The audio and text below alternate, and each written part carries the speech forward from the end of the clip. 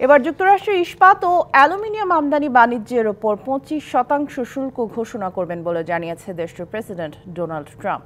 স্থানীয় সময় রবিবার নিউ অরলিয়েন্সে যাওয়ার পথে সাংবাদিকদের কথা বলেন তিনি। ট্রাম্প আরও বলেন, যেসব দেশগুলো থেকে আমেরিকা নানান পণ্য আমদানি করে থাকে সেসব দেশের ওপর শুল্ক আরোপের বিষয়ে কয়েকদিনের মধ্যেই আরও ঘোষণা আসবে। এ সকল দেশকে কোনো ছাড় দেওয়া হবে না বলে মন্তব্য করেন তিনি। বলা হচ্ছে, ইস্পাত ও অ্যালুমিনিয়ামের আমদানিতে শুল্ক আরোপ করলে সবচেয়ে বেশি প্রভাব পড়বে কানাডা ও মেক্সিকোর ওপর, কারণ এই দুই দেশ যুক্তরাষ্ট্রের সাথে বৃহত্তম ইস্পাত বাণিজ্যের অংশীদার। আর মার্কিন যুক্তরাষ্ট্রে অ্যালুমিনিয়াম ধাতুর সবচেয়ে বড় আমদানিকারক দেশ হচ্ছে কানাডা। এর আগে কানাডা ও মেক্সিকোর পণ্যের ওপর 25% আমদানি শুল্ক ঘোষণার কয়েকদিন পর তা সাময়িকভাবে স্থগিত করেছে ট্রাম্প প্রশাসন।